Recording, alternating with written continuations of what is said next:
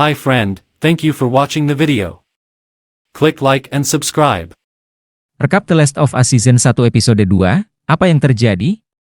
Saat Joel dan Tess menuntun Ellie mendaki apa yang mereka yakini sebagai pendakian berbahaya menuju kompleks Firefly di Beacon Hill, mereka menemukan sebuah lokasi berhantu dengan beberapa gedung pencakar langit yang runtuh dan hujan lebat.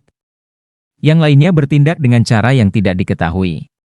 Ketika Ellie pertama kali melihat episode ini, dia meringkuk di sepetak rumput, berjemur, dan berselonjor. Baru ketika sudut kamera berubah, kita melihat bahwa dia sebenarnya bersembunyi di dalam sebuah bangunan tua yang bobrok.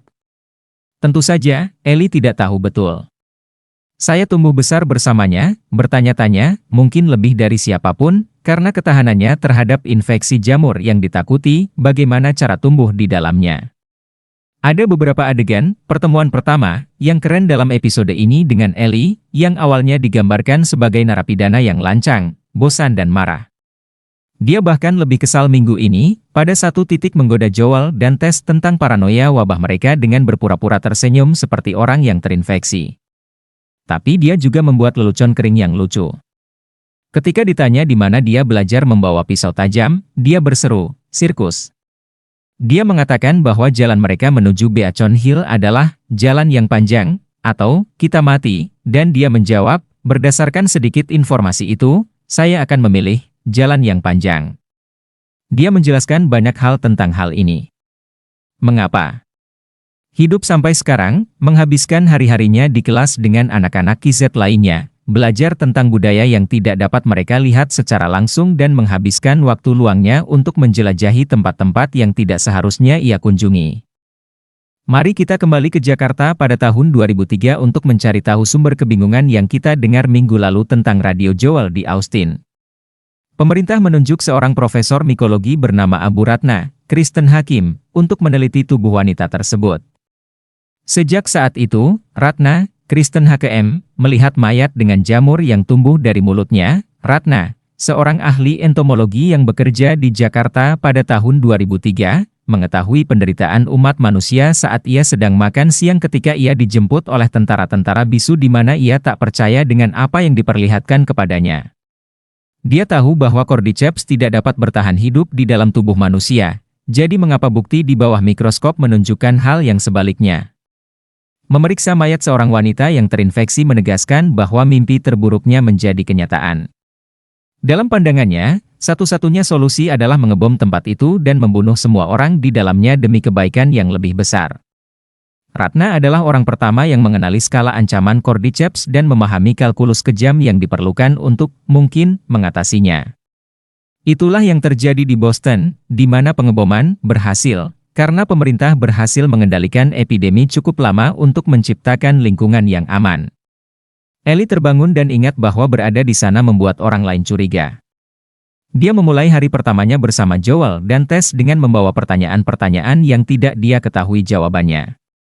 Kenapa dia tidak kembali? Aku tidak tahu.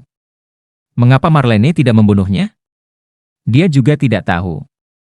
Dan ketika dia pergi ke kamar mandi, Joel tidak yakin itu tepat. Tampaknya benar dan bijaksana bagi Tess untuk menyelesaikan pekerjaannya, tetapi Joel tidak khawatir akan membunuh Ellie jika dia kembali ke KZ. Lebih baik daripada mereka, bukan? Namun, Tessie menang dan Ellie bercanda bahwa dia mungkin yang akan terinfeksi. Dia menganggap kepemimpinannya sangat serius. Dia mungkin tidak memiliki moral tetapi dia tidak ingin mati. Namun, seperti yang dikatakan Joel dan Tess kepada Ellie, mereka hanya tahu tentang wabah ini dari membaca buku dan mendengarnya dari selentingan. Masih banyak mesin pembunuh yang terinfeksi di luar sana di seluruh kota, yang terjebak di bangku-bangku mereka di jalanan untuk tetap terhubung ke jaringan jamur bawah tanah. Dan seperti yang mereka jelaskan, meskipun Ellie mungkin satu-satunya orang yang tidak dapat diubah oleh salah satu dari makhluk humanoid ini, Anda tidak kebal dari pencabikan. Jadi dengan taruhan yang sudah diatur dengan baik, episode yang menegangkan ini mengikuti apa yang seharusnya menjadi premis sederhana. Ellie diberikan kepada Fireflies, yang kemudian membawanya ke stasiun barat sebagai sumber daya. Vaksin yang menyelamatkan umat manusia, karena Joel dan Tess mendapatkan sebuah truk yang penuh dengan baterai gas pribadi. Joel tidak peduli dengan masa depan Ellie. Dia memperlakukannya seperti sebuah paket yang harus diantarkan dan diselesaikan. Tess memberitahu Ellie apa yang dia ketahui tentang cara kerja Cordyceps, termasuk kabel bawah tanah yang dapat menghubungkan mereka dari jarak bermil-mil jauhnya dan rune untuk menyerang mangsa dari jauh. Sayangnya, ramalan ini tidak butuh waktu lama untuk menjadi kenyataan. Namun, pertama-tama ketiganya harus masuk ke dalam museum yang tertutup Cordyceps.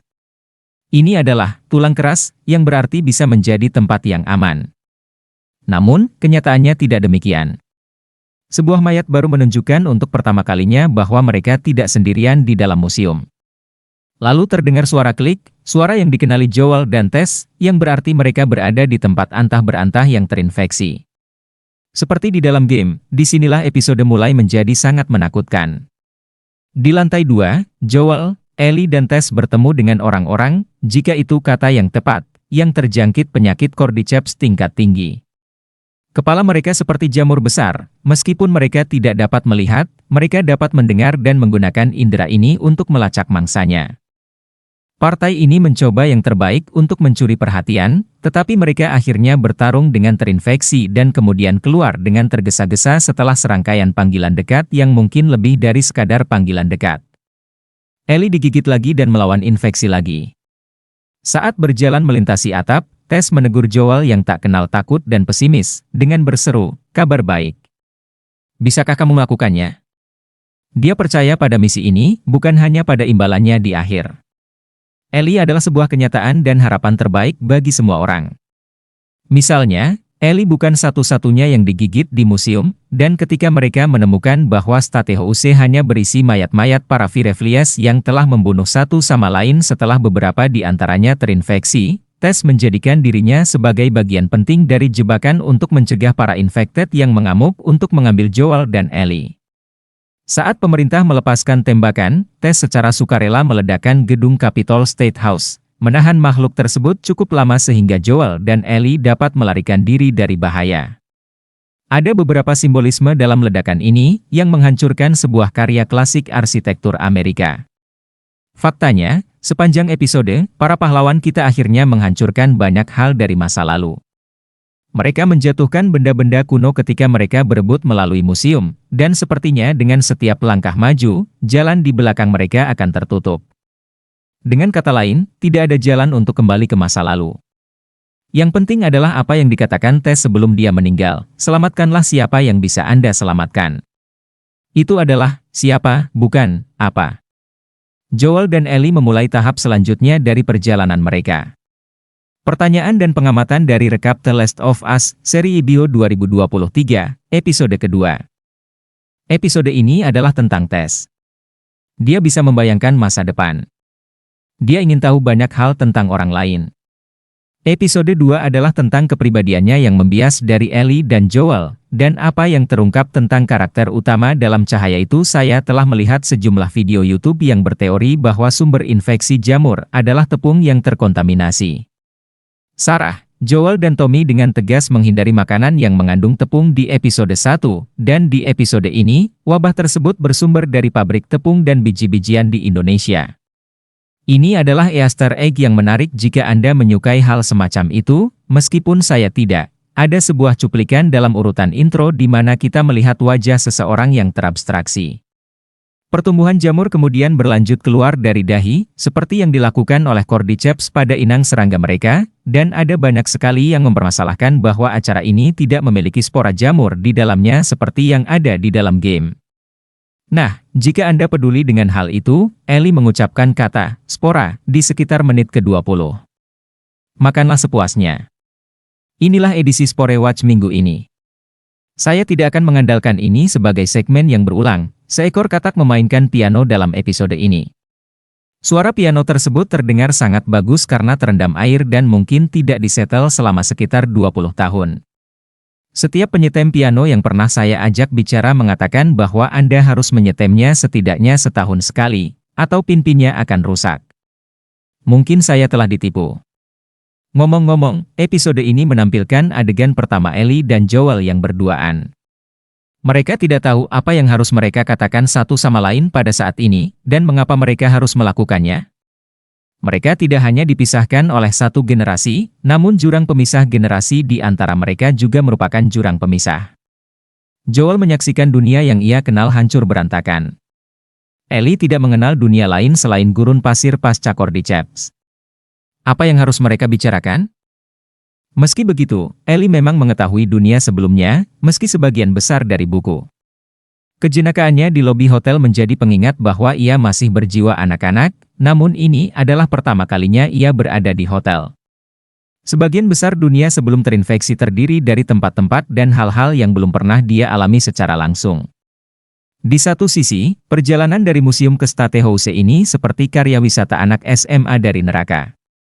Christine Hakim, yang memerankan Ratna, mungkin tidak akan asing bagi sebagian besar penonton di luar Indonesia. Namun, ia telah menjadi bintang besar di sana sejak tahun 1970-an.